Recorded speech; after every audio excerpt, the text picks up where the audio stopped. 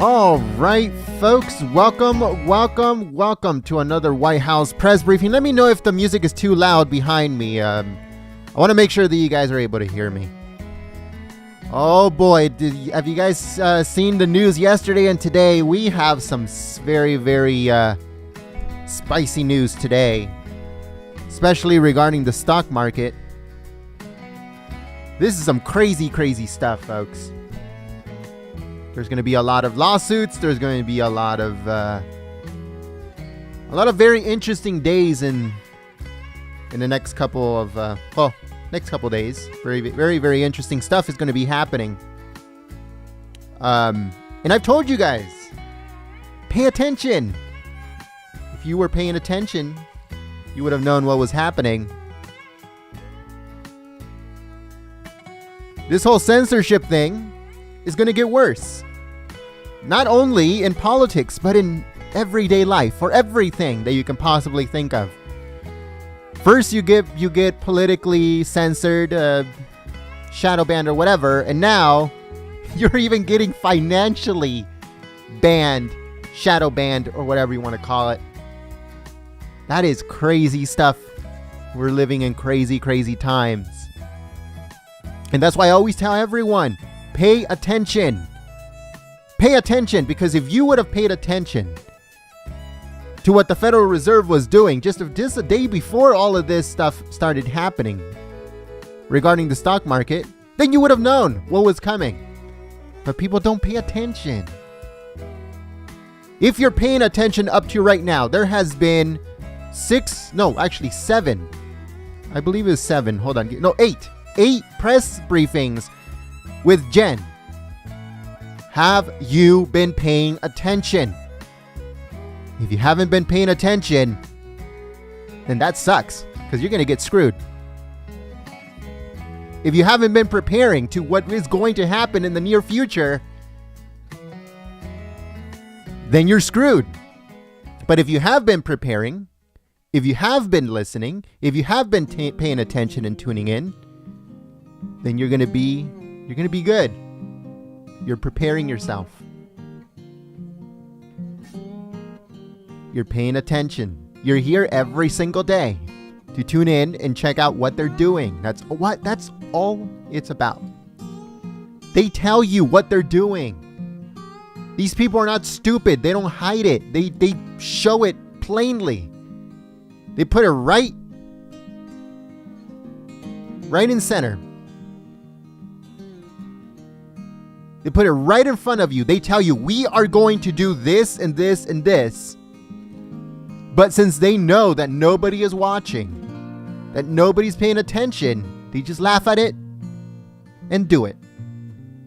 And you can't watch Biden for whatever reason, and you that are not paying attention, you get screwed. But to those that are paying attention, thank you so much for being here, being awesome, and paying attention. We hope that you're preparing for what is coming. And thank you so much for joining us here at Golden State Times and choosing us as your stream of choice. Joe Biden just signed 2 executive orders. If you haven't seen what they are, then make sure you go to our Twitter at Gold State Times. We have uploaded the video. I think it's already up. Let me double check. No, it'll be up in a second, but make sure you go and check it out. Joe Biden just signed 2 executive orders, one on Medicaid and one on abortions. So if you're interested, go and check it out, see what he's doing. Again, pay attention. But on other news, we have here is the World Health Organization team that is investigating the origins of the coronavirus has been let out of quarantine. Now, when they landed in China, they were forced into quarantine. Now, they have been allowed to leave quarantine and are on their way to Wuhan to, quote unquote, seek the origin of the coronavirus. Now, if you guys have been with us for a while, you guys know that we reported that China had been slow walking the approval of these World Health Organization scientists, their approval and their passports and their ability to get into the country for a while. I think it was 2 weeks. After pressure from many news organizations, China allowed them to come in. But as soon as they came in, as soon as they landed, they went straight into quarantine. China said they had to quarantine for 14 days or whatever it was. And they were forced into quarantine, and now they were allowed out, and now they're looking, or they're going to start their investigation into the origin of the coronavirus. But what did China do all that time? The time that these people were in quarantine, what were they doing? The time that they slow walked the approval papers for these people, what were they doing? That could have been almost a whole month. Could have been almost a full month. From the time that they were supposed to be there till now, China had a full month to do whatever they wanted. So let's see what happens with that. If you guys are more interested in that story, make sure you go to our website, goldenstatetimes.com. Again, that's www.goldenstatetimes.com. Also, as you guys probably know by now, trading apps are restricting their users to protect their Wall Street buddies. You heard it right, folks. This comes courtesy of Reuters. And it says that GameStop and AMC Entertainment shares sank on Thursday as online brokerages Robinhood and Webull are restricting their users from trading in several social media-driven stocks that soared in the last week. It says that the trading frenzy shook stock markets in the United States and elsewhere as heavily shorted stocks rallied, then sold off. The tug-of-war was pitted hedge funds and other short sellers against retail buyers, many motivated by commentary in sites like Reddit. AMC stock dropped 60%, GameStop lost 23%, Wall Street main indexes rose. So hedge funds won't go under. They stopped it to protect hedge funds, to protect their own buddies.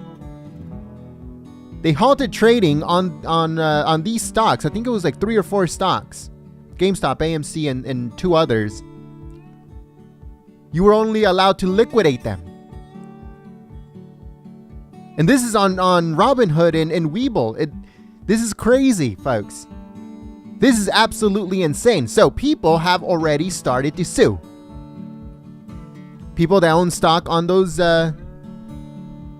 companies have already sued.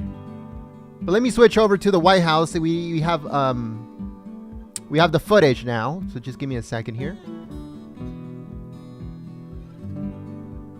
Let me see if I have the hot mic on. All right, so the hot mic is also on. Let me turn off the music.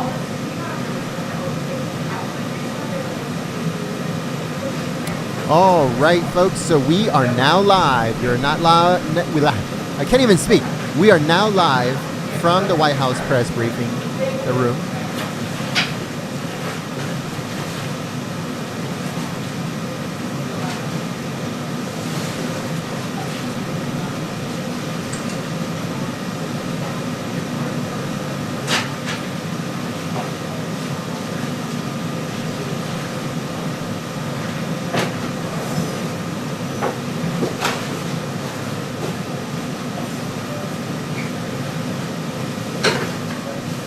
Let me know, folks. Let me know. Has this month flew by? Did this month fly by for you guys? Let me know in the chat. It feels like this month just flew. I woke up on January 1st and now it's the 28th. It's already February once again. Let me know. Did this month just fly by for you?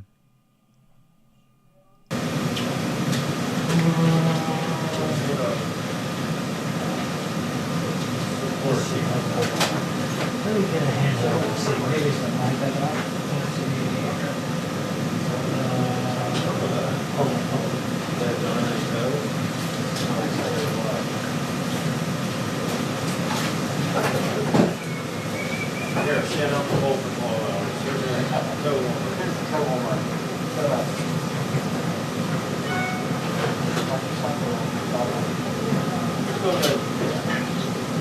yeah, he's been doing, yes, he got his second shot, like, a week ago. Something 1 2 1 2. You hear me there? She's a How? med student, they haven't How? gotten it. You hear me? But, 1 2 1 2 1 2 1 2 1 2.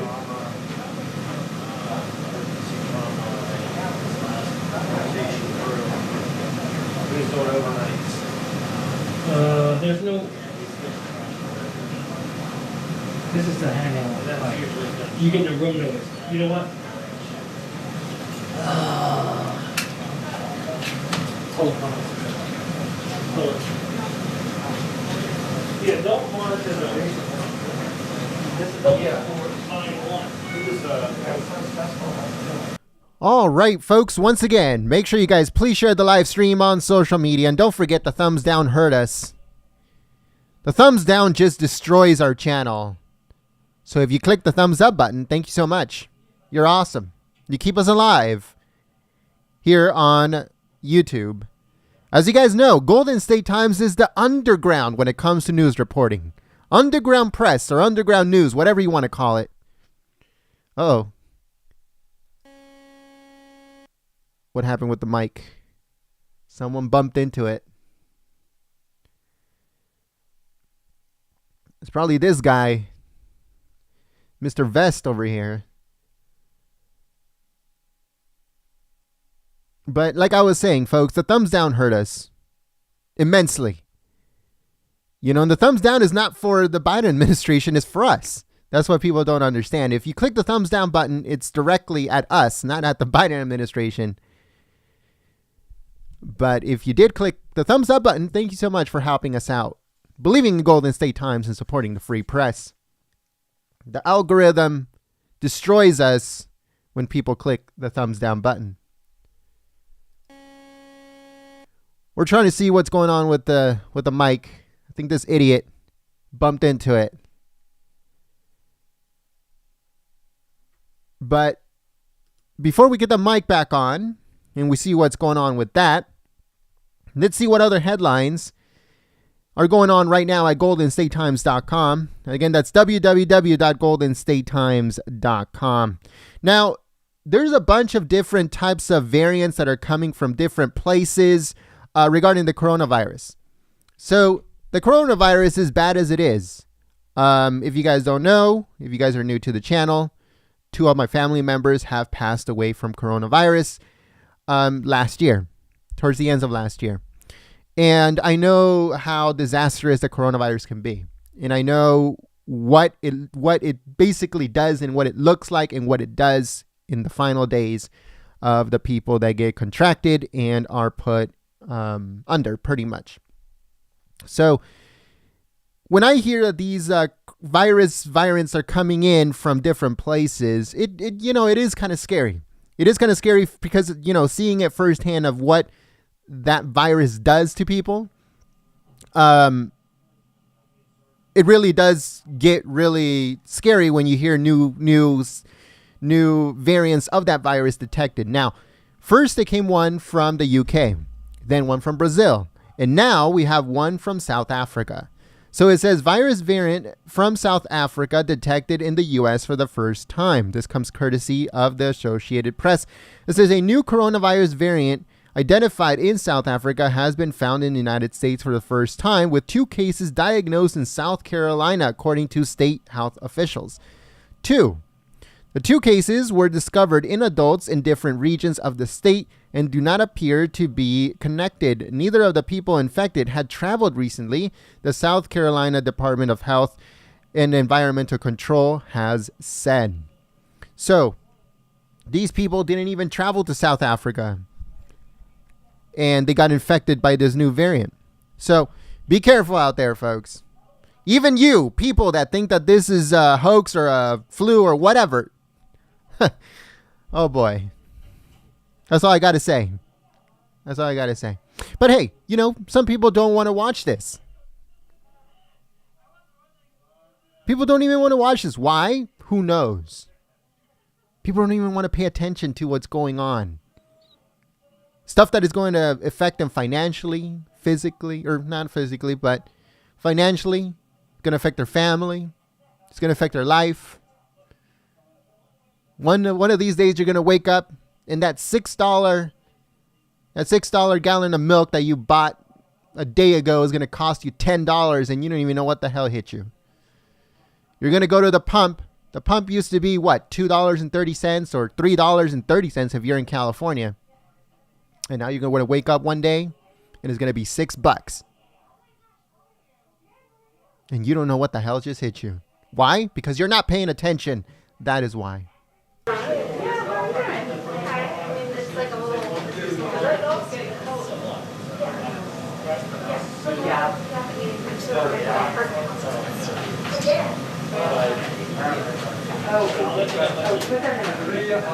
They are so hard to get into. Yeah. Just like there's so many things. There's so many places where she can go wrong. Yeah. And it has. Sorry. That's fun to see you in Pfizer on the White House too. Yeah. The duo is still together. I know, it's kind of wild. I was like, we have been like now like mates for like 6 years. Like, yeah, I was thinking about that. Like, how long have you guys sort of come together? It's been a long time. But it's really like since like 2015. Yeah, that's good. But we were good. All right, I'm very interested. What is the gas prices in your city or wherever you pump your gas? What are the gas prices right now? The last time that you put gas, what was it? Here in California, it's almost $4. It's like $3.80 or whatever. But if you live in places like LA, Santa Monica, all those places, as you guys know, we're in Santa Monica and it's like $4.50. So we're close to $5 as it is. But let me know, what is the gas prices in your area? Yeah. But how do you remember? I actually love the White House too. I don't know. It was like one of the better functions. I really like it. I just find it. I mean, I was ready to leave quick.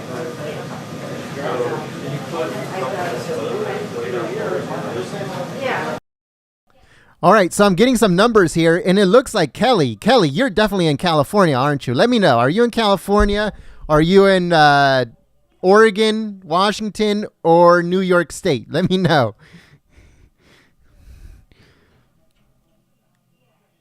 Anything over $3, you're definitely in California.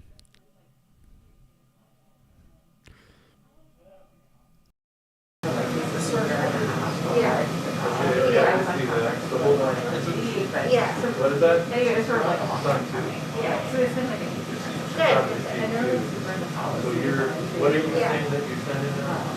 I just feel like that does a very good job of like knowing like. So year 4 is Uber does a good job of knowing what is a Bloomberg story, what they want. They're very set up to achieve that. Right. And it's like, it's so great. And then when I did this on my research for Bloomberg, I found like the Bloomberg.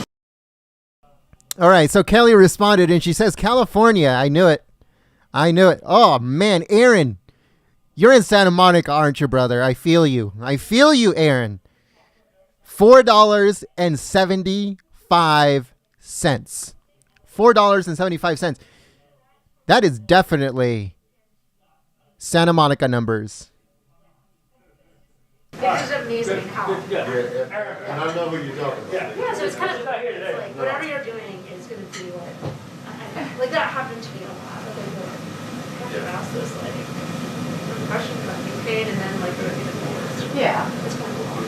Also, you know, from the word, well, my husband was very big because we just such a resources that sometimes you know like hours or like you want to get.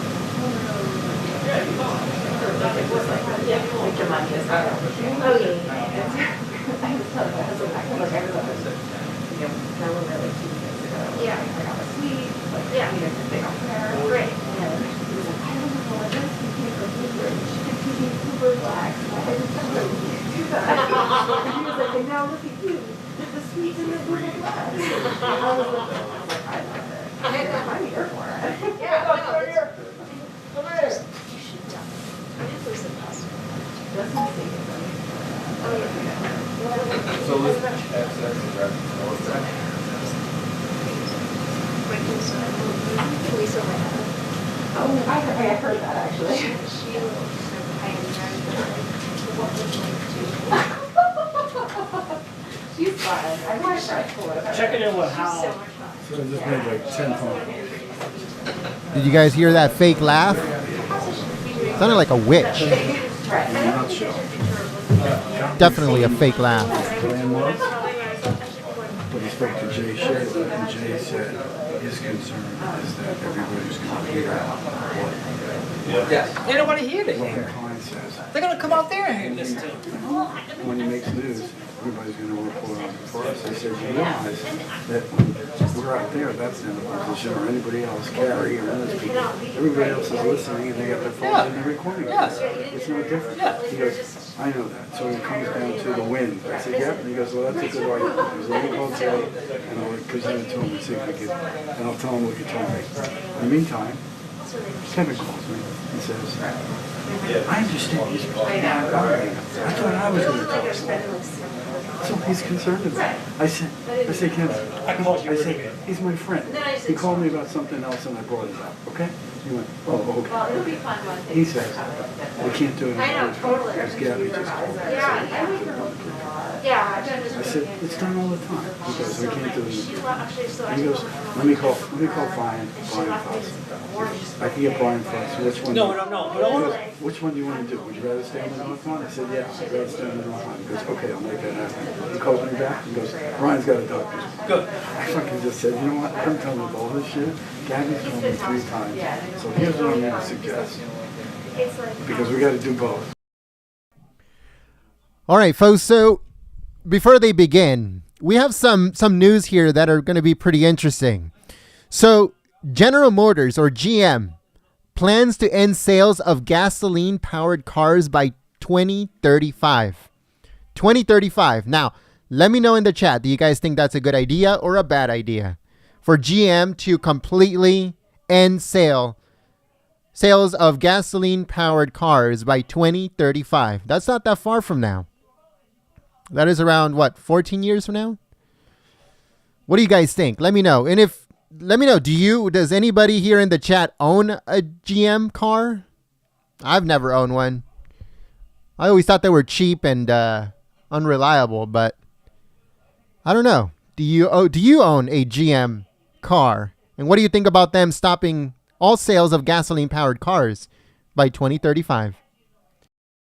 Yeah, what's really funny is that I'm so close to the field, so I got a text from one of their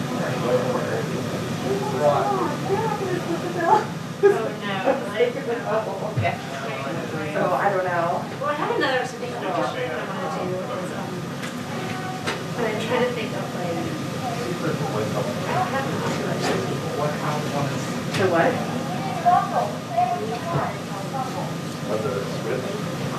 Right.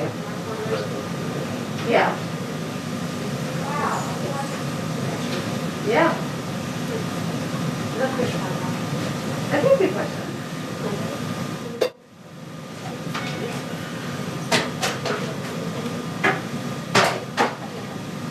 Yeah, there's a huge tree.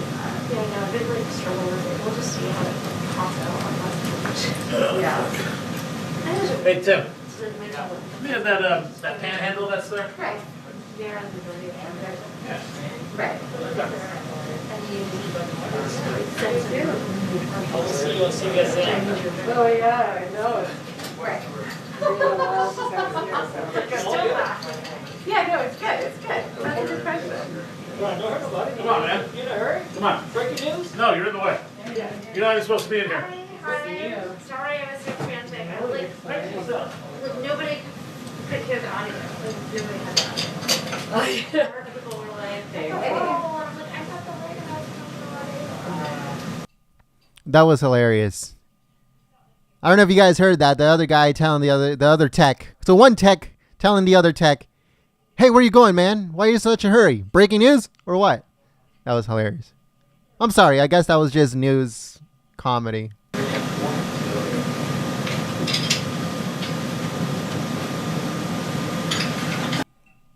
If you guys ever want to be or want to lose 15, 20 pounds, become a news tech, do camera work, or even audio work.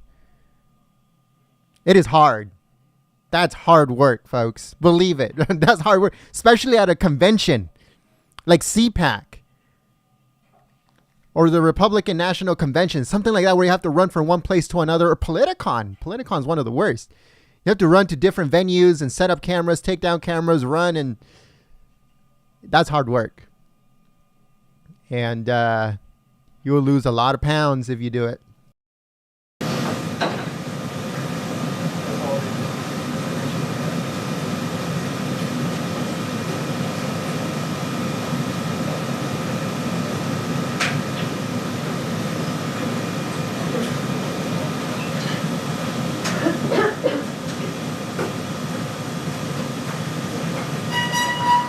How have you been? Okay, how about you? Good, good. Just settling into this, you know. Oh, I know. There's a lot of spreadsheets. Yeah. Not required job. You're seeing your graphics or you're seeing this? It's great here for our hard cultures to arrive 6 months from now. Oh my gosh, I know. You know? It's so like, You guys have never had a second line. It's always It's like right up front. That's the whole it. process. Second line. The whole I process. keep forgetting. There's so much stuff for, You may have it here at the Both times, as far as I know.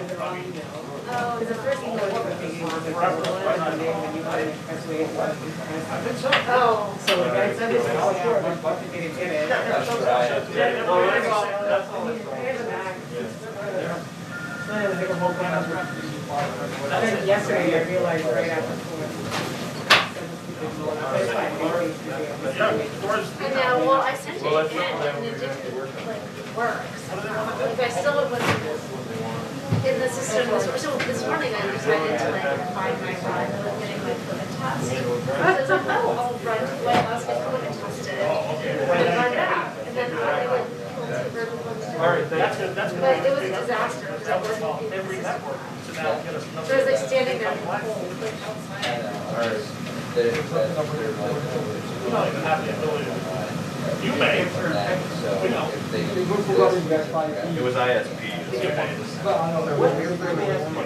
of course I know. What's up, walk? Let me ask you this.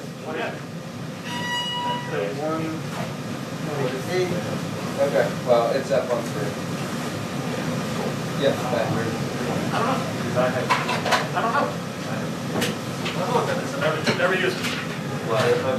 One that's all the way in the regular says White House 1 and 2. I don't know what that is. Never use it. The only time we use these top things over here, this thing here, is when it's our turn to be travel pool, and we have to send our cars out to the rest of the world.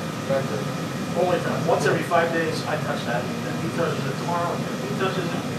And so what I That's it. wonder is if we're spending something. I've never touched that. That's originating with us, that's not, you don't have to change that. Now, the person to ask about this, the people that are in charge of this thing, is CBS. CBS is in charge of this. Yes. So they're the ones that talk about that. Have a CBS boot book? Yeah. Yeah. Find a CBS engineer, and maybe they may be able to help you out.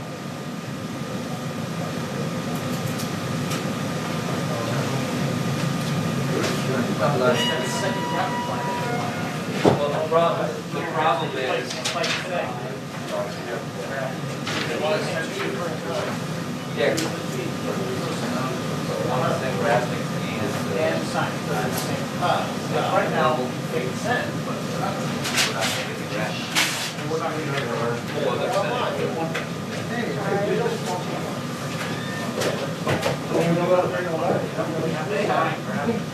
They could have signed. They could have signed it. Back to DSL.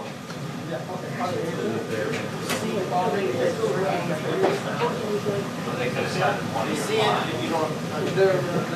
giving me some now. Are you giving us like that place?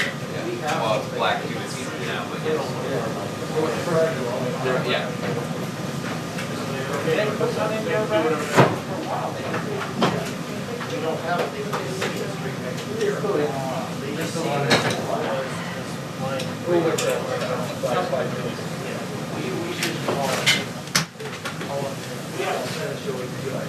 We just park it, we'll just call 5 and that's it. I can do all my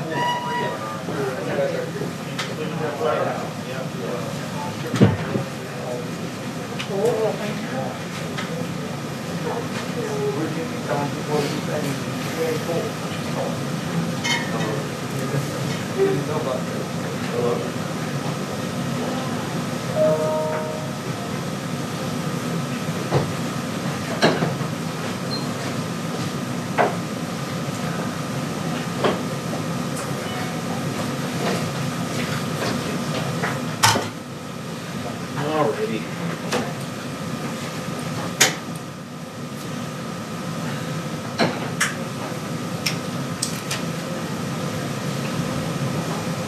What's wrong? We have to. Anything?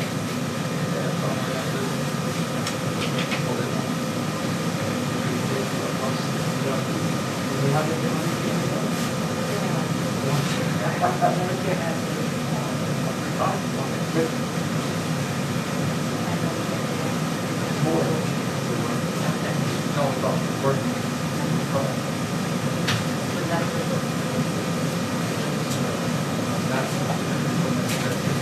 Unless it's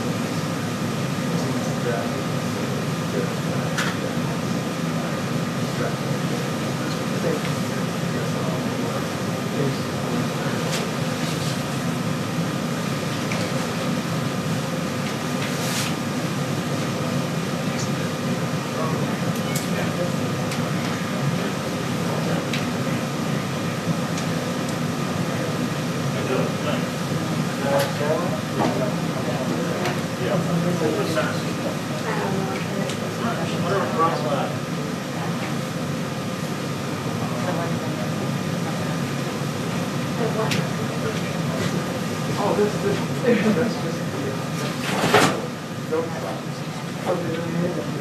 no, those are all different specs.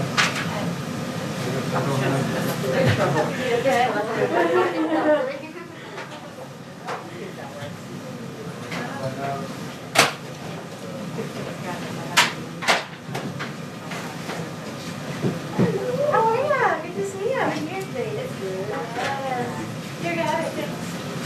How are you? Good. Old. How are you? Nice to meet you today. They got AFL. God, these really cool. Are we done? We're done? Was that? Are we good? Hey, That's all we have right now. Something in like right there.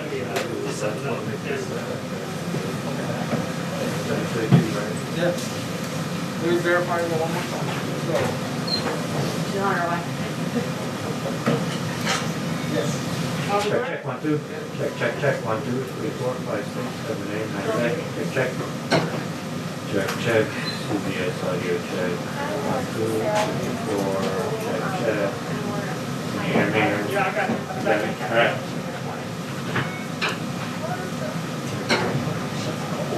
$5. $5? Did you see anything to order with? I met Angela. Yeah, And that was all that's around. yeah. It's really, I mean, I can't cook before, I can't because of COVID and sugar, I can't.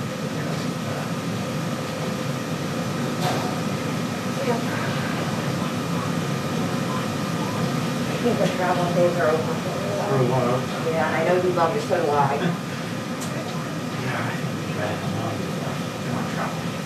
Yeah, well, we'll pick it up at some point.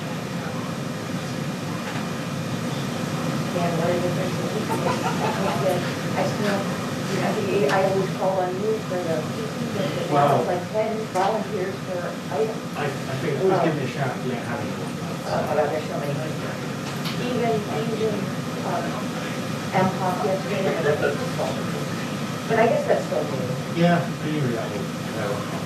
Yeah. Well, second element is interesting, I guess.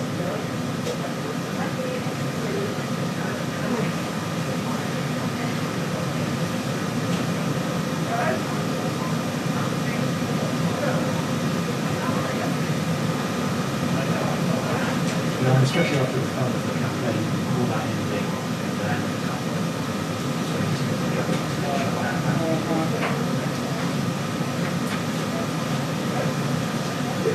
2-minute warning for the press briefing. 2-minute warning. Thank you.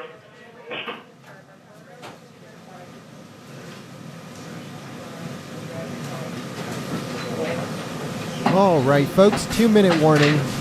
2-minute warning. Yes, 2-minute warning.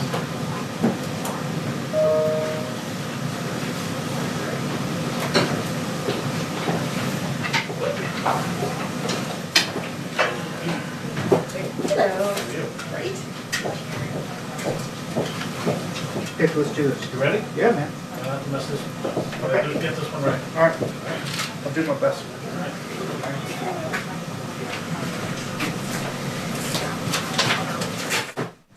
Alrighty then.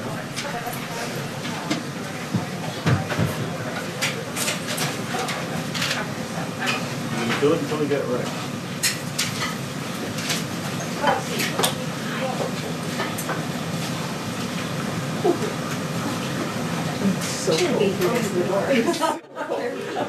That's a bad place to be. That's the worst. You got the worst seat. That's why I was waiting there. You got the worst seat. Well, you want me to keep it open? Everybody got the bed. No, You did sit on it. Look at that. the other day.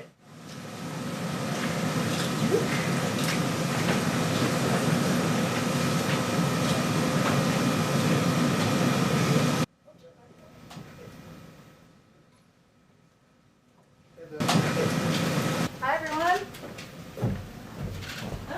No guests today.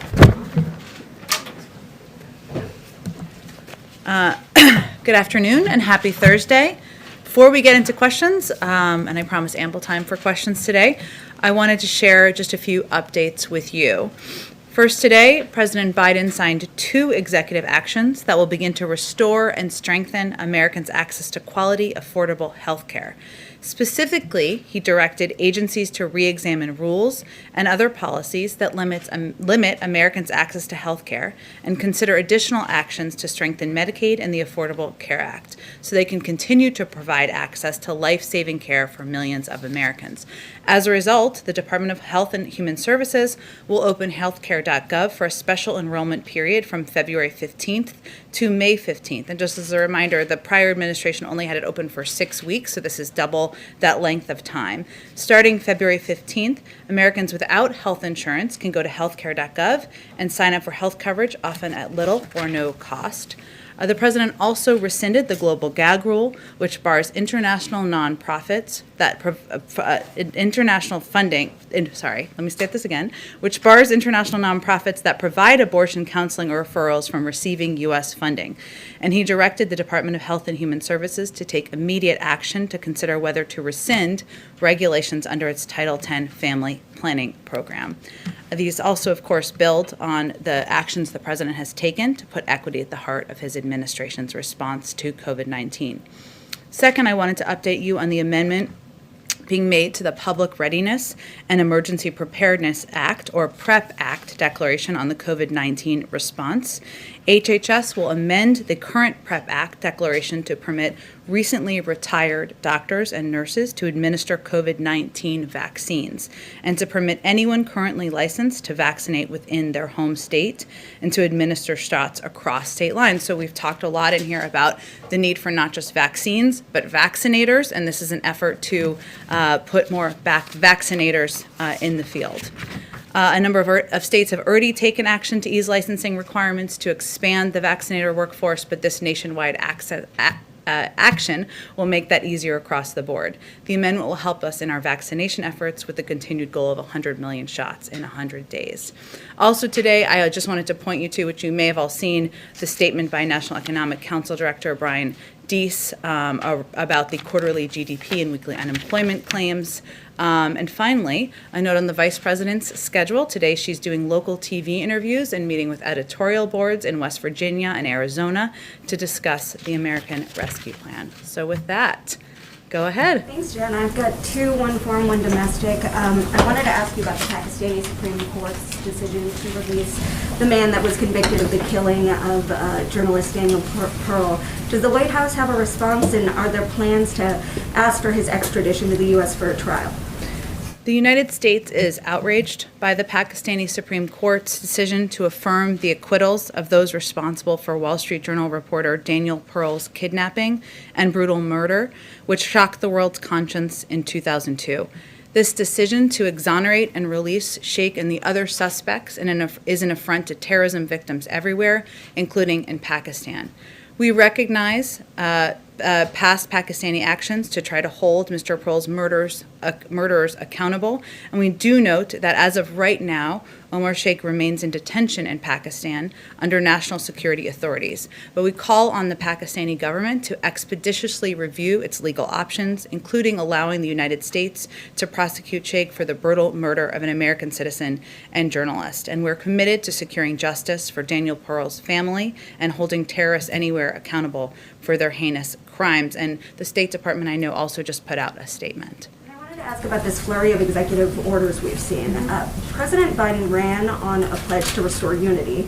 He promised on Inauguration Day he'd be a president for all Americans, but since he's gotten into office, he's been largely acting unilaterally. I mean, we saw a record-breaking number of executive orders. He has not yet met with lawmakers on Capitol Hill, and we're not even quite sure who he's talking to on Capitol Hill. So what do you say to Americans who are watching all of these executive orders? And does the White House think that this is the best way to make policy, considering an opposing president could come back in 4 years from now and erase all the work he's done with the stroke of a pen? Well, there's a lot to unpack there, so let me try my best.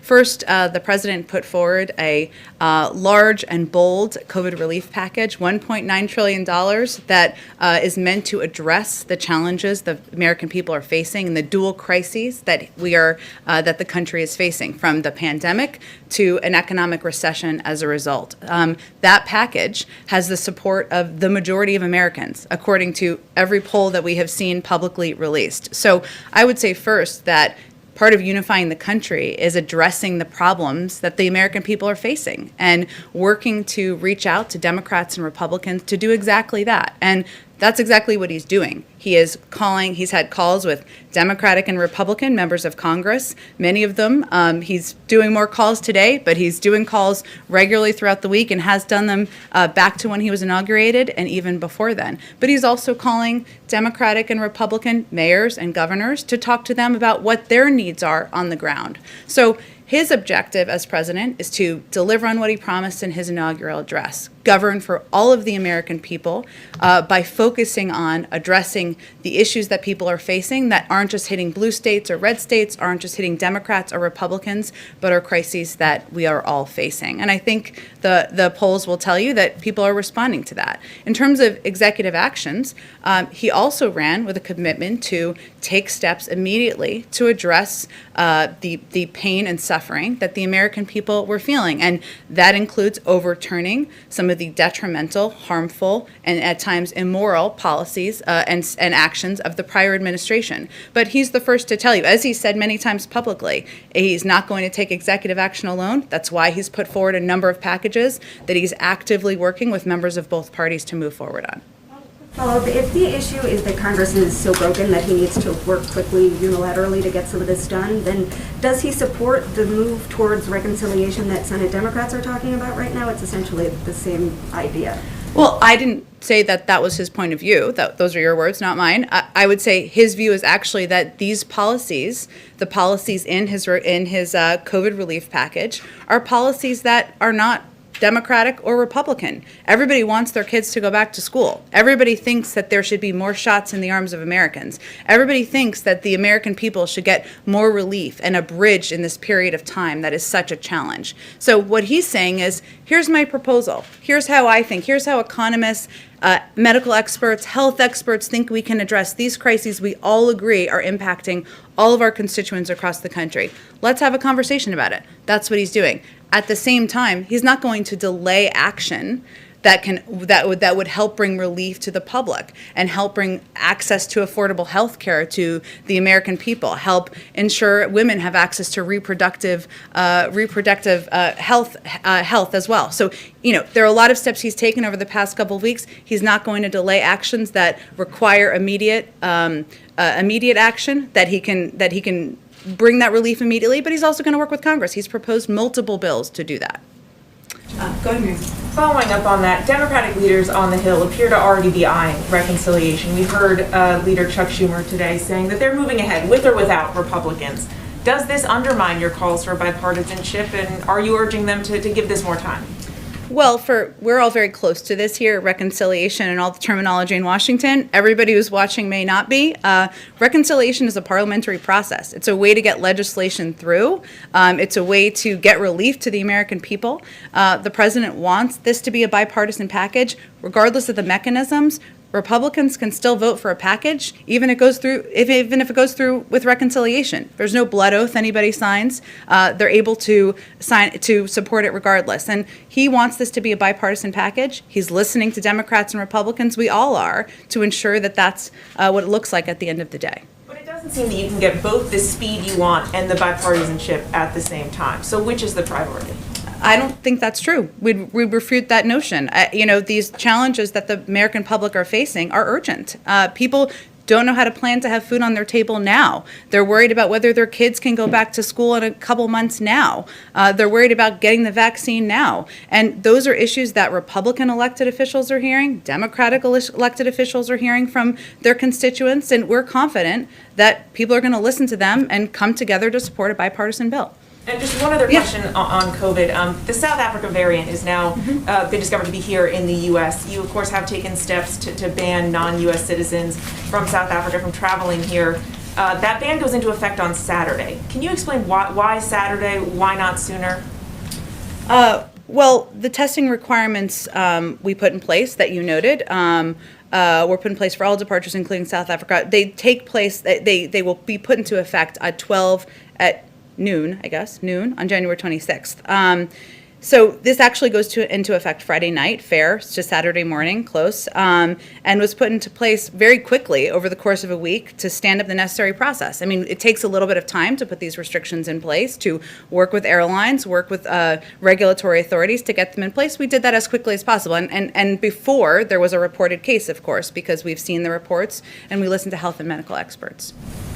Go ahead, Caitlin. So, given that Democrats have kind of indicated they will move forward with or without Republican support, would President Biden sign a bill that only Democrats voted for? Well, we're not quite there. That's getting us a few steps ahead of where we are now. He continues to believe that this should be, and will be a bipartisan bill that receives support from Democrats and Republicans. And he's having conversations with and listening to leaders and members of both parties to assure that we get to exactly that place. But if we got to that place where only Democrats had voted for it, is he okay with that? We'll have a conversation at that point. We're not there yet. Okay, so second question on, given all the volatility surrounding Wall Street and GameStop, what is the Biden administration doing to protect the average American investor if there is going to be potentially a major market correction coming? Well, the SEC put out a statement, I believe it was today, or in the last 24 hours, I should say. We'd refer you to that. We're not going to have additional comment from here. Nothing beyond just monitoring it. Has he had any conversations with economic officials about what's going on? We don't. He's briefed by his economic team frequently, but I don't have anything more to read out for you. Go ahead. Is the SEC, DOJ, or broader administration specifically looking at Robinhood and other platforms' decision to prevent retail investors from purchasing certain stocks like GameStop? I don't have anything more on this aside from to point you to the SEC statement. Okay, just one more question. Is the administration working with Majority Leader Chuck Schumer to push Gary Gensler's nomination given the frenzy in the stock market? Well, I have not spoken with our legislative team about Gary Gensler's nomination specifically, but certainly the president has spoken about the urgency of getting his team in place to address the range of issues we're facing, and I don't think that would be any different for Mr. Gensler.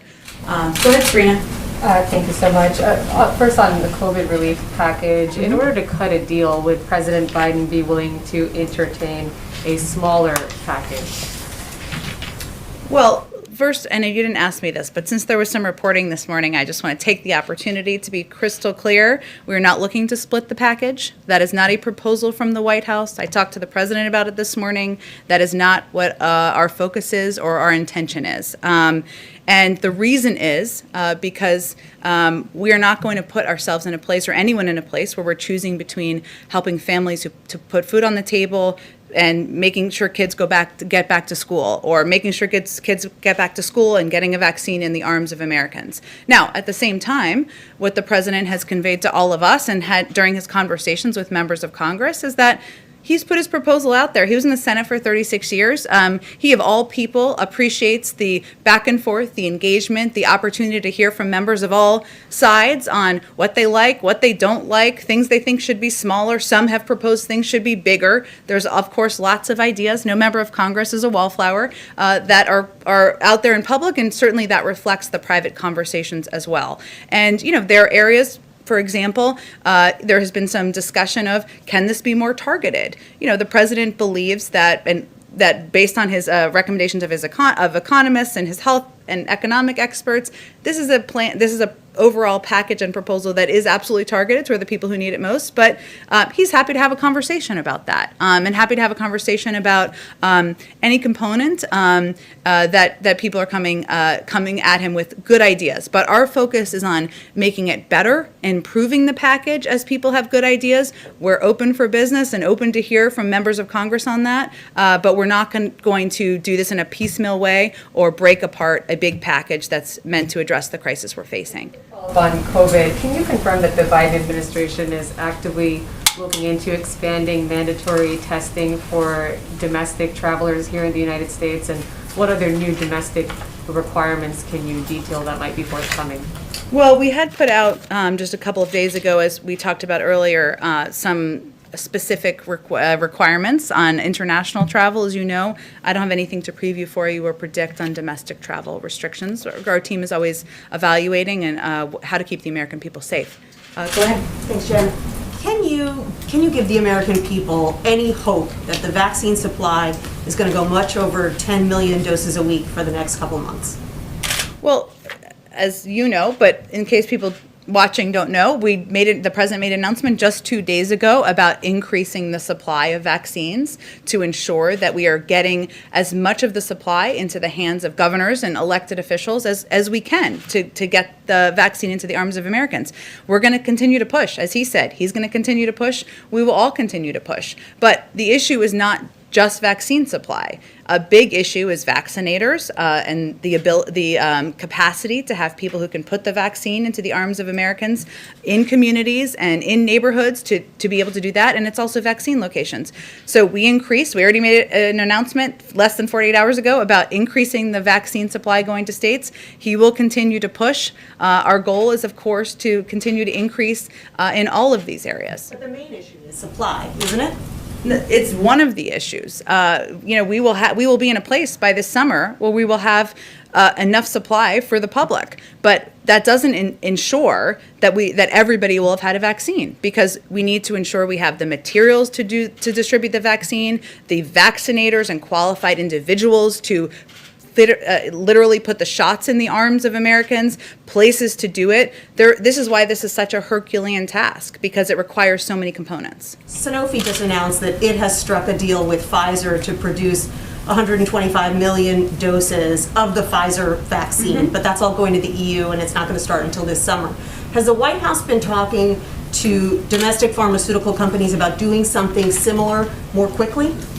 Well, the president did invoke the Defense Production Act, as you all know, last week, but we're not to quote Dr. Fauci, because it's always a good place to be, we're not producing shoes here. We're producing vaccines, and we want to work very closely with the manufacturers and the companies that are the experts on producing these to ensure they can do exactly that. It's not easy to start from scratch in a new facility. We're very mindful of that, and so right now we're certainly reviewing all options, but our focus is on continuing to work directly with the manufacturers and their facilities to get the vaccines out the door. Go ahead. Thanks, Jen. And Nandita from Reuters News. One question on the healthcare EO today. How many people does the White House expect will sign up during the supplemental time period? How many people are you expecting will sign up for these insurance programs through the federal exchange? Well, we don't have a number to predict for you, but the reason that the president signed the executive order today was because it felt essential at a time of a pandemic when millions of people are concerned about their health care, far too many still don't have access, to open up an expanded window for Americans to be able to apply. And we will have a robust public campaign, public paid media campaign to reach the American people, and we'll be putting a lot of levers and resources toward that. But I don't have a prediction for you in terms of the numbers. We no estimates going in? We're not going to do predictions from here. Just as many American people who don't have access and currently are not on the exchange that we can reach will be our goal to reach. And I had a follow-up on the markets and everything that's happening with GameStop. You did mention, I believe, yesterday that the Treasury Secretary is monitoring the situation and she's kind of on top of it. There have been some kind of concerns about her previous engagements with Citadel and speaking fees that she has received from Citadel. Are there any plans to have her recuse herself from advising the president on GameStop and the whole Robinhood situation? Well, just to be clear, what I said was that we have the Treasury Secretary is now confirmed. Obviously, we have a broad economic team. The SEC put out a statement yesterday that I referred to, but I don't think I have anything more for you on it, other than to say, separate from the GameStop issue, the Secretary of Treasury is one of the world-renowned experts on markets, on the economy. It shouldn't be a surprise to anyone she was paid to give her perspective and advice before she came into office. Go ahead, before she came in to be the Treasury Secretary, I should say. Go ahead. Jen, I have a couple of foreign policy issues. Sure. The first one is on Taiwan. Chinese Defense Ministry spokesman said yesterday that the Chinese military activities in the Taiwan Strait is a necessary response to foreign intervention and that any efforts towards independence means war. Does the administration believe that Beijing is testing the U.S. on the issue of Taiwan, and how would you respond? Well, the good news is that my longtime friend John Kirby is giving a briefing today at the Department of Defense, and I would certainly refer you to him and any comments he makes on this specific issue. Do you have another question? Yes. I'm just again following up Secretary Blinken's statement yesterday on the review of the sale of F-35 to the United Arab Emirates and also missiles to the Saudis. What is the message of the administration to the region in terms of your position on the Abraham Accords? I understand the president is open to having more countries join, but how urgent is it for the administration, and what would be your strategy? Would you, for example, continue the carrot and sticks approach of the Trump administration? Well, I know Secretary Blinken was just confirmed yesterday. I love having all these cabinet members and colleagues in places and agencies because there's even more expertise out there. But as you know, we've recently paused some arms sales to ensure they meet our strategic objectives, including how to end the conflict in Yemen. But State will be able to speak to it in greater detail. And as you also noted, there's going to be an ongoing review of a range of policies, including what our engagement will be in the Abraham Accords. In terms of the urgency, how urgent is it for the administration that more countries sign on? Well, again, this will be under the purview of the State Department. I'm sure they'll be speaking to it. And the Secretary was just confirmed earlier this week, so we'll give him a minute to figure out where his pencils and pens are. But certainly it's important, an important issue and one that they will be reviewing soon, I'm sure. Question on Russia. Do you have anything else to add now that the Russian court has rejected the appeal of Alexei Navalny? Anything else that you'd like to add beyond what you've said? As I noted the other day, and as was clear in the readout that we issued of the president's call with President Putin, he did not hold back in conveying his concern and about the treatment of Alexei Navalny and the treatment of protesters, and that is certainly something that will continue to communicate at many levels with the Russians. Go ahead. Hi, two questions. Actually, third, I just wanted to follow up on the Russia question. Is there anything at all that you can give us in terms of the tone of that call or the length of the call? I mean, the topics that you laid out, kind of boom, boom, boom, were all pretty, it seemed like quite a difficult conversation for the Russian president, perhaps. I'm just wondering if you can give us any sort of sense of color about how it went. Well, I'm not in the business of reading out anything the Russians are doing, as I know you're not exactly asking, but sort of. I will say that President Biden had clear objectives that he wanted to get across during that call.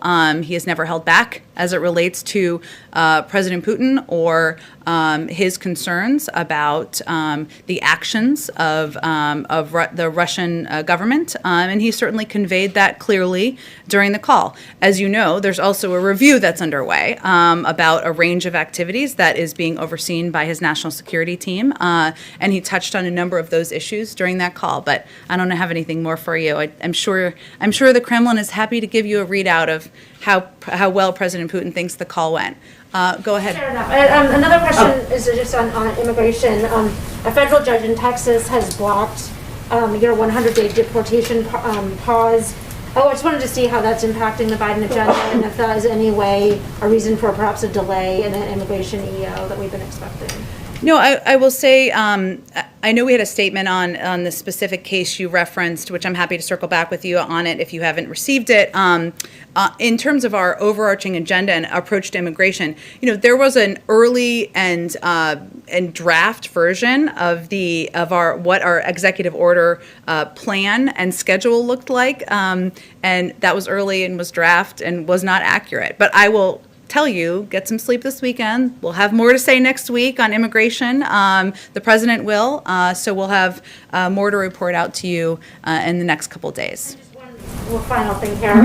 I was curious, some of my colleagues have earlier been asking you about reconciliation and sort of the tension between moving quickly with Biden's legislative agenda versus sort of a longer period of negotiation. And I do wonder with this last week, you did have Senator Leahy in the hospital, Senator Mark Warner in, quarantine because of COVID. There's a pandemic going on, and you have the slimmest possible majority in the Senate. Is there any sort of, when you look at the health situation, is there any sense that perhaps, moving it along quickly while you still have a majority might be the better move? Well, I've watched Senator Leahy in action for quite some time, and he has been, continues to be an advocate, as we know, for justice, for equality, and he's pretty wily and fierce. So we're pretty confident we're going to be working with him for a while. And as you know, he's resting at home, and we wish him our best. But I would say the president came into office knowing he was going to have a slim majority.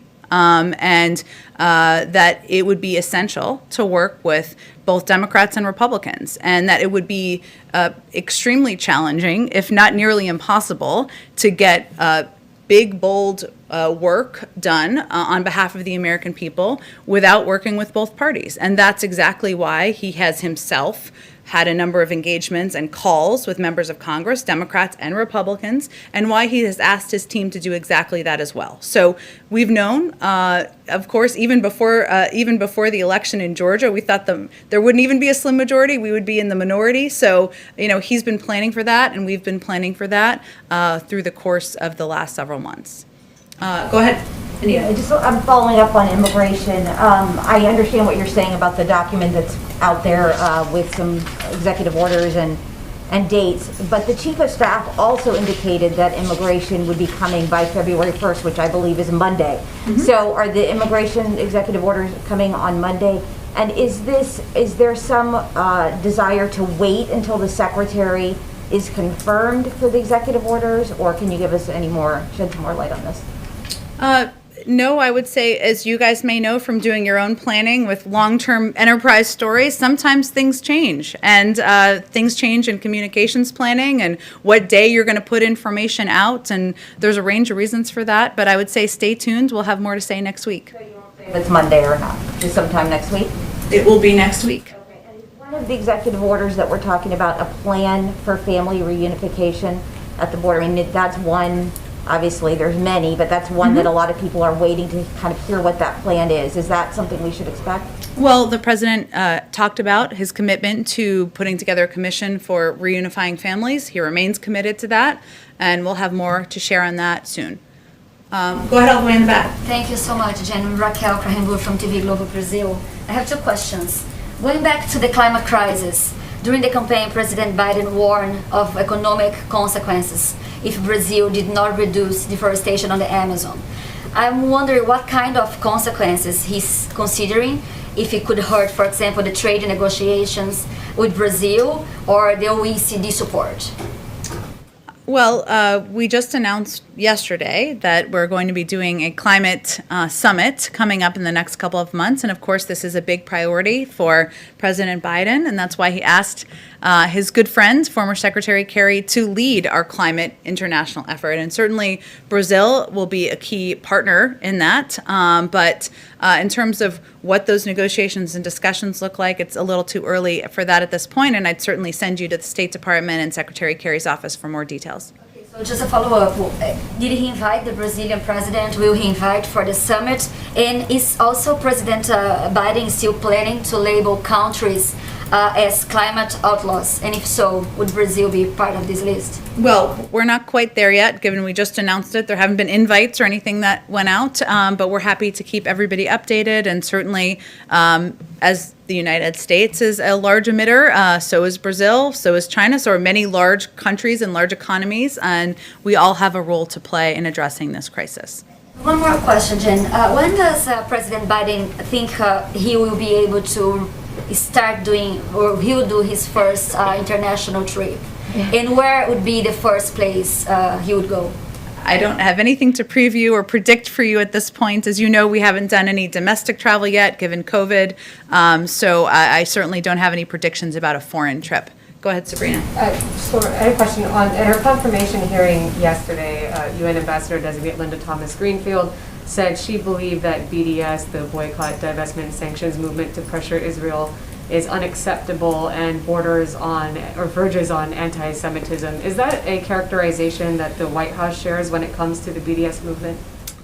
I don't have anything more for you on kind of our position. It's, I think, been that the president has spoken to this as a candidate and prior as vice president, but I don't have anything new, and I'm happy to get back to you if there's anything I can get to you from the National Security Team. Go ahead. Thank you, Rob Curley with the Washington Examiner. Just to actually follow up on that, Linda Thomas-Greenfield also said she would be standing against the unfair targeting of Israel, the relentless resolutions that are proposed against Israel unfairly. Is that the position of the White House? I mean, Israel, after all, is in violation of international law, illegally occupies the West Bank and Gaza. Do you believe it's unfairly targeted? You know, I didn't see her full hearing yesterday. Actually, I didn't see any of her hearing. I'm happy to review it and take a look and see if there's more we can speak to from our end. Can I also just bring back to the executive orders, the questions we were discussing at the start? So I'm still trying to sort of reconcile this deluge. What are we at? I think we're at 26 executive orders now, and reconcile that with the campaign rhetoric, because in October, Joe Biden said there were limitations on the use of executive actions, things you can't do by executive order unless you're a dictator. We're a democracy, we need consensus. Now, I think you said earlier that some of these executive orders were being used to roll back some of the immoral things that the previous administration had done. If you're calling these things immoral, is that seeking consensus and unity? And then also, I mean, does it suggest that President Biden sees himself as perhaps a benevolent dictator? Well, Rob, I'm sure this wasn't your intention, but I think you took the president's comments a bit out of context. He was asked about tax reform and whether that could be done via executive order during the interview with George Stephanopoulos, which you're referring to. But I think the well, I think the question is pretty important context for everybody, and he said no. And the president also said during an interview with columnists back in December that he didn't think executive action should be used for everything, and that certainly is his point of view. But there are steps, including overturning some of the harmful, detrimental, and yes, immoral actions of the prior administration that he felt he could not wait to overturn. And that's exactly what he did. Now, any historian will tell you that he walked into the presidency at one of the most difficult moments in history that required additional executive action in order to get immediate relief to the American people. But he believes, as is law, as everybody knows how a bill becomes a law, is that in order to make action and policy permanent, you need to work with Congress. That's why he has also proposed a COVID relief package, a big, bold package. Some say very big. I agree with that. And also an immigration bill. He has not held back or delayed putting forward legislation either. So he's going to use the levers that every president in history has used, executive actions. But he also feels it's important to work with Congress and not just one party, but both parties to get things done. Go ahead in the back. Thank you, Jen. A couple of questions. One technical question on the EO signed today. Does the EO on ACA open the marketplace to non-citizens, to legal residents or undocumented immigrants that may be able to benefit from the extra care? It doesn't change the requirements for a qualifying for the Affordable Care Act. It opens it up for 3 months for people who would be already eligible for the Affordable Care Act. So, but obviously there are, the Health and Human Services team will continue to look for ways to expand access. I will say, you didn't ask this, but this is a common question, so I'm just going to proactively answer it, that we do feel as an administration that ensuring that all people in the United States, undocumented immigrants as well, of course, should receive access to a vaccine because that, one, is morally right, but also ensures that people in the country are also safe. That was my second question. How are you guiding the states? Actually, yes. Okay. How are you guiding the states? It's a common one. Yeah, how are you guiding the states, if in any way, to get those undocumented communities to come forward to get vaccinated? Many of them in the states don't have any way to prove that they're residents of those states in order to go to their local clinics and prove residency to get the vaccine. So how are you working with the states to get that done?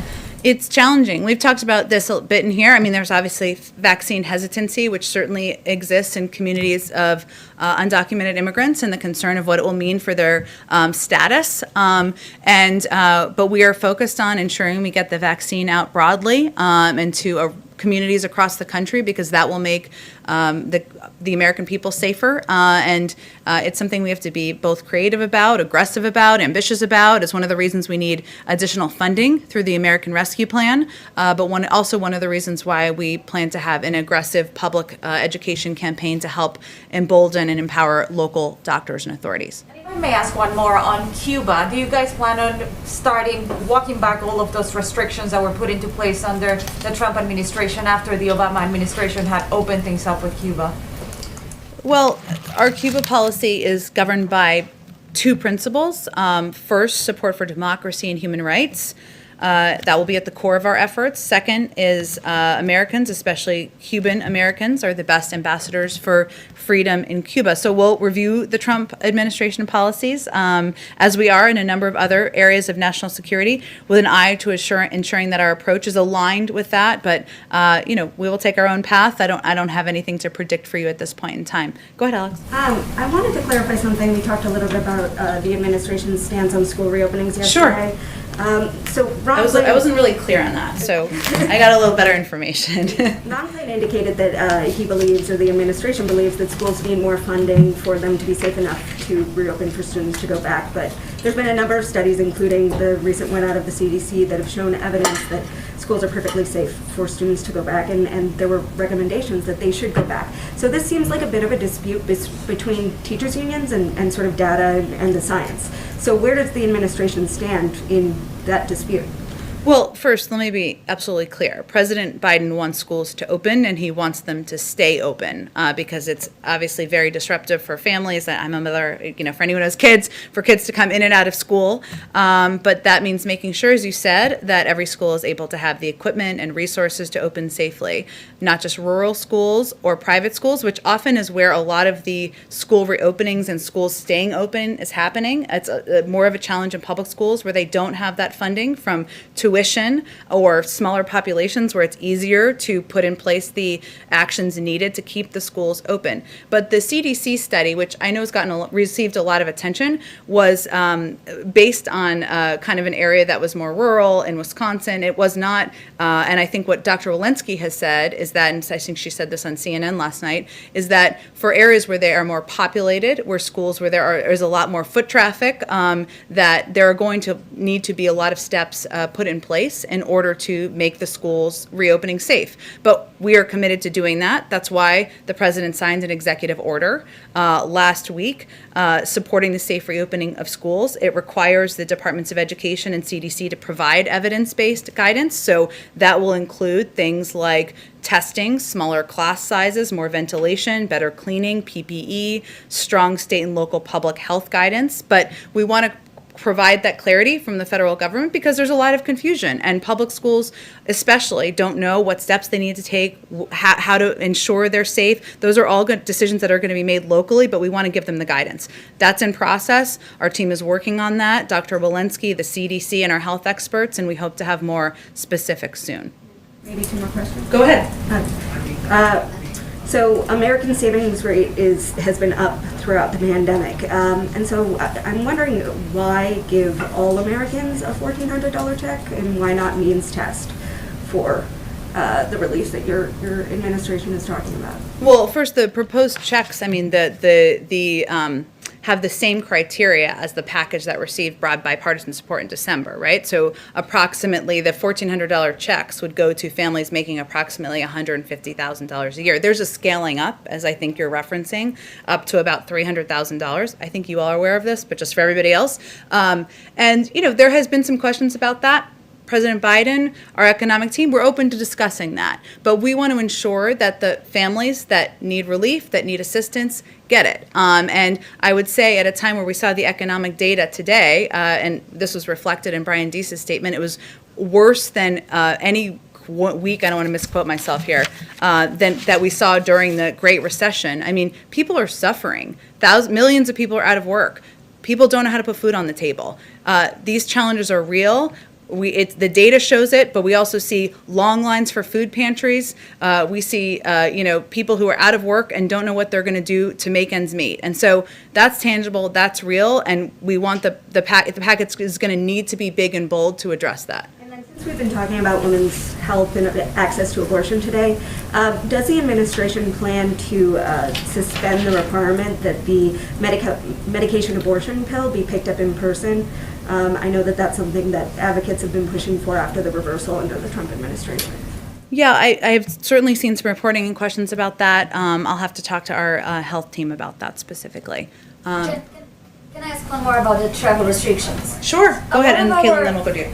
A lot of our viewers are asking if there will be any kind of consideration for waivers for students or unmarried couple like fiancés, since that is now the requirement for testing and quarantine. Well, I know there's been a lot of coverage of this and questions because these are people's lives and human beings who are missing their loved ones and their family members. And just to restate what the requirements are now. So spouses of American citizens and lawful permanent residents are able to travel under these restrictions we've put in place on international travel, although they have to take part in the mandatory pre-departure testing that applies to everyone.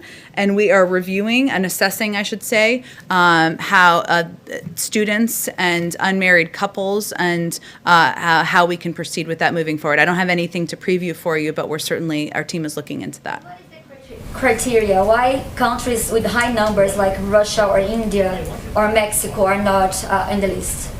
Well, our health and medical team takes a close look at what restrictions we need to put in place in order to keep the American people safe, and that's how we review it. It's not about geopolitics. It was at times in the prior administration. That's not how we approach things. It's about where we need to put restrictions in place to keep the American people safe. I promise Caitlin she'd get the next question. So just to get some clarification on the CDC study about schools being good to reopen if precautions are taken, is the White House position that it needs to be further studied since you're citing just the one school in Wisconsin, or does the White House agree with the recommendations from the CDC about schools reopening? Well, the CDC hasn't issued the formal recommendations or requirements on how all schools across the country can open. They did a report, as they do reports frequently, based on an area in Wisconsin. Important, interesting data, no doubt, but that is not reflective of every school district and community in the country. And so they will be coming out with more specific requirements, or more specific, I should say, guidelines for the public, because there are schools that are in much more highly populated areas. There are schools that have far more kids in classrooms, far more kids walking into the school, and they want to ensure that there's clarity on testing needs, class size needs, public health guidance that people can abide by. But their recommendation is that K through 12 schools should be the last settings to close after all of these mitigation measures have been employed and the first to reopen. So we all want schools to open and be open for good. What I'm reflecting on, or what I'm trying to clarify, I guess, is that schools in cities are dealing with different challenges than schools in rural communities, and schools in Wisconsin may be dealing in different challenges than schools in downtown Atlanta, right? So there needs to be the CDC will issue more specific guidelines soon. They're focused on it now. Okay, and last question on this. So President Biden has said he wants all schools to reopen in his first 100 days. Is that still the goal if Congress does not pass this proposal, which has the money for schools, which Ron Klain and others have said is what they believe schools need to reopen? I sense skepticism about the bill getting passed. We don't feel that. Look, I think the reason... I know, that's your job. Look, I think, Caitlin, one of the reasons why we're so focused on the American Rescue Plan and getting it urgently passed through Congress is because we need this funding in order for schools to reopen and for them to have the support to ensure that they have proper ventilation, better cleaning, testing, PPE. That's a key component of the package. And that's one of the reasons we're not going to negotiate out that versus vaccine funding or unemployment insurance, because that's a key component. And we need that to ensure that schools will have the resources across the country to be able to reopen. And that's exactly what the president wants to happen. Thank you, Jen. Thank you. Oh, okay, we're good. She was very patient. Go ahead. I just wonder if there is a general sense of frustration just about the pace of things, given the vaccine distribution, some of what you inherited from the Trump administration, trying to roll out executive orders, working with Congress and sort of having some lawmakers raise concerns. Is it harder to change things than you all thought it would be? I'm only laughing because we're on our 8th day here. So, and in that period of time, the president has signed multiple executive orders. He has proposed several comprehensive bills. He's had many conversations with members of Congress about the urgency of getting things done. And I will say, in those conversations, there is an understanding and agreement about the urgency of addressing these issues. So, no, we're actually pretty hopeful and optimistic about the opportunity and the ability to work with Democrats and Republicans to get packages through to help bring relief to the American public. But we also recognize that members of Congress they're not wallflowers. They have different points of view. They have lots of ideas. They're going to bring those forward. We're hearing them, and we're just eager to move things forward as quickly as we can. But we're on day 8, so we are confident we're still on a pretty rapid pace here. Thanks, everyone. I appreciate all of you. I'll be in my office. Thanks for your time, and we'll do this again tomorrow.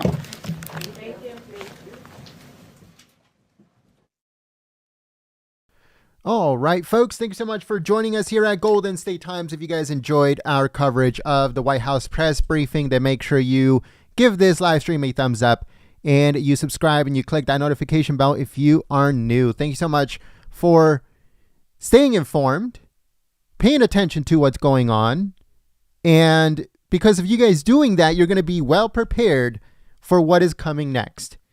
As you guys know, every single day is something new with these people, so we have to always be vigilant, careful, and we always have to pay attention and prepare. That is how it works here at Golden State Times, because we show you raw footage of what is going on inside the White House, inside politics, and inside Congress, so you can know exactly what they're doing every single day, 365, 24/7. We keep an eye on them so you won't have to, but all you have to do is tune in. That is it. That's all you have to do is just tune in, and we'll keep you informed. Also, make sure you check out our website, goldenstatetimes.com. Again, that's www.goldenstatetimes.com. We have a whole bunch of news stories and news headlines on there, so make sure you go and check it out, goldenstatetimes.com. All right, folks, thank you so much for joining us. Make sure you follow us on Twitter at Gold State Times. We couldn't get golden, so we had to settle with gold. So it's Gold State Times on Twitter. So make sure you follow us because we keep you up to the second informed on our Twitter at Gold State Times. Thank you so much, folks, and we will see you very soon. Peace.